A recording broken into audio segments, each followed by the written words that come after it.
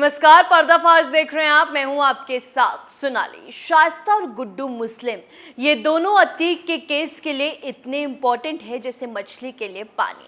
जी हाँ, क्योंकि अगर ये दोनों पुलिस के हाथ लग गए तो अतीक और उमेश पाल केस पूरी तरह सुलझ जाएगा। एक एक राज और गुत्थी जो अभी तक बनी हुई है वो सब एक पल में सुलझ जाएंगे। कई महीनों से पुलिस इनकी तलाश में है लेकिन हाथ में नहीं आ रहे।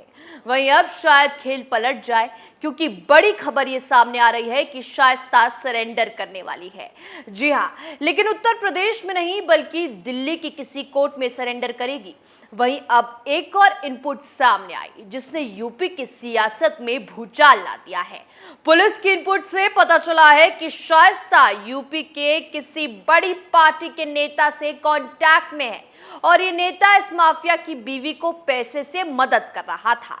जी हाँ, यानी एक तरफ यूपी का एक बड़ा नेता शाइस्ता को छुपाए बैठा है और दूसरी तरफ शाइस्ता सरेंडर करने वाली है। आज इन दोनों ही बातों से पर्दा उठाएंगे, तो चलिए शुरू करते हैं। अतीक केस एक ऐसा केस हो गया है जो पुलिस के लिए काफी ज्यादा सरदर्द बन गया है, क्योंकि इस केस की हर कड़ी तो हाथ लग रही है, लेकिन वो दो लोग जो इस केस के मेन कैरेक्टर हैं वो अभी तक नहीं मिल पाए। पहले शाइस्ता पर खुलासा करें, उससे पहले गुड्डू कहाँ है ये जान लीजिए। प्रयागराज का उमेश पाल हत्याकांड लगातार सुर्खियों में है। उमेश पाल की हत्या के बाद से पुलिस लगातार आरोपियों के खिलाफ कार्रवाई कर रही है, मगर इन आरोपियों में से एक ऐसा भी आरोपी है जो अब तक पुलिस के हाथ नहीं लगा। इसका नाम है गुड्डू मुस्लिम और गुड्डू बमबास। आपको बता दें कि गुड्डू मुस्लिम पर 5 लाख रुपए का इनाम है, मगर इसी बीच यूपी पुलिस को गुड्डू मुस्लिम की लोकेशन के बारे में पता चला। पुलिस को गुड्डू के छत्तीसगढ़ में छुपे होने के पुख्ता सबूत मिले। आपको बता दें कि यूपी पुलिस को गुड्डू बमबास के छत्तीसगढ़ में छुपे होने के सबूत मिले। वहीं इस पूरे मामले में गुड्डू मुस्लिम की मदद करने वाले की भी पहचान कर ली गई। मदद करने वाले मीट कारोबारी कुरैशी को रडार पर लिया गया है। मिली जानकारी के अनुसार कुरैशी का मीट कारोबार छत्तीसगढ़ से लेकर उड़ीसा तक फैला है। हाथ से बारूद तौलकर गुड्डू मुस्लिम 5 मिनट में बम बनाने का माहिर है। गुड्डू मुस्लिम जेब में बम लेकर घूमता है। बीते 20 सालों से गुड्डू मुस्लिम अतीक अहमद के लिए काम कर रहा था, लेकिन इसी के साथ ही वो हर माफिया के कांटेक्ट में था। यूपी पुलिस की नजर में अब गुड्डू मुस्लिम सबसे ज्यादा डेंजरस अपराधी है। वहीं शाइस्ता परवीन, जो एक माफिया की बीवी नहीं बल्कि इस माफिया राज की लेडी डॉन रही है, वो अब कभी भी सरेंडर कर सकती है। बताया जा रहा है कि यूपी एसटीएफ के अधिकारियों को ऐसी जानकारी मिली कि दिल्ली के स्थानीय कोर्ट में शाइस्ता सरेंडर कर सकती है, इसलिए एसटीएफ की एक टीम दिल्ली में फिलहाल मौजूद है। खबरों के अनुसार एसटीएफ की टीम ने जामिया इलाके में और करोल बाग इलाके में छापेमारी की। इन इलाकों में एसटीएफ की टीम दिल्ली पुलिस के साथ गई थी। वकील से कांटेक्ट के इनपुट के आधार पर एसटीएफ ने लखनऊ में छापेमारी की।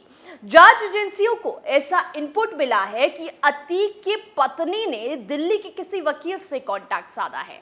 फिलहाल शाइस्ता परवीन पुलिस की गिरफ्त से अब भी बाहर है। दिल्ली के अलावा एक यूपी एसटीएफ की एक लखनऊ में भी डेरा डाले हुए है। पुलिस सूत्रों के अनुसार शाइस्ता परवीन के लखनऊ में राजनीतिक दल के किसी नेता से कांटेक्ट में आने की भी बात सामने आई। जब से उमेश की हत्या हुई है तब से शाइस्ता परवीन फरार है। पुलिस ने उस पर 50,000 का इनाम घोषित किया था, उसे बढ़ाकर 1 लाख कर दिया गया। वहीं पुलिस अशरफ की पत्नी जैनब फातिमा और अतीक की बहन आयशा नूरी को भी तेजी से तलाश रही है, लेकिन शाइस्ता कहाँ है ये किसी को नहीं पता। इसको लेकर ये बात सामने आई कि शाइस्ता परवीन लगातार किसी बड़े नेता से बात कर रही है और यही नेता इस माफिया की बीवी को फाइनेंशियली मदद कर रहा है और मदद के साथ साथ इतने महीनों से छुपाने के लिए भी जगह दे रहा है। जी हाँ, यूपी की सियासत में यह खबर फैलते ही भूचाल आ गया। जिस माफिया की बीवी पुलिस रात दिन भर एक करके ढूंढ रही है, वही माफिया की बीवी को यूपी का एक बड़ा नेता संरक्षण दिए हुए है, क्योंकि जाहिर सी बात है कि नेताओं के घरों की चेकिंग नहीं होगी और न ही वो शक के आसार में है। वहीं अब खेल पूरी तरह घूम चुका है।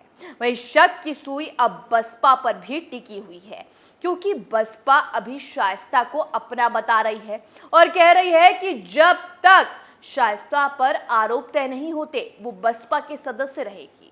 तो जाहिर सी बात है कि इतना करीबी है तो कोई बसपा का ही नेता माफिया की बीवी को छुपा सकता है।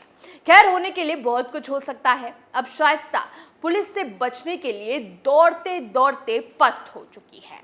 अब उसके पास पुलिस के सामने या कोर्ट में सरेंडर के अलावा कोई दूसरा रास्ता नहीं बचा। हाँ, इतना जरूर है कि ढेर हो चुके मास्टरमाइंड माफिया की तेज तर्रार बेगम शाइस्ता हर हाल में यूपी से बाहर की किसी कोर्ट में ही सुरक्षित सरेंडर की सोच रही होगी। यूपी पुलिस के सामने और यूपी की कोर्ट में सरेंडर न करके शाइस्ता परवीन किसी बाहरी राज्य की कोर्ट में सरेंडर की क्यों सोचेगी? अगर ये सवाल आपके मन में है तो आपको बता दें कि शाइस्ता परवीन जैसा हर घाघ अपराधी अच्छी तरह से जानता है कि अगर उसे सीधे पुलिस के सामने सरेंडर करने की गलती कर दी तो उसे कैसे लंबी पूछताछ के बाद ही कोर्ट में पेश किया जाएगा। शाइस्ता परवीन से मास्टरमाइंड इनामिया मुजरिम हमेशा कोर्ट में, वो भी सूबे से बाहर की कोर्ट में, सिर्फ इसलिए सरेंडर पर जोर देते हैं ताकि वो पुलिस के पल्ले सीधे सीधे न पड़ सके। उन्हें डर होता है कि कहीं पुलिस के पास सीधे जाने पर उनके साथ कोई अनहोनी ना घट जाए।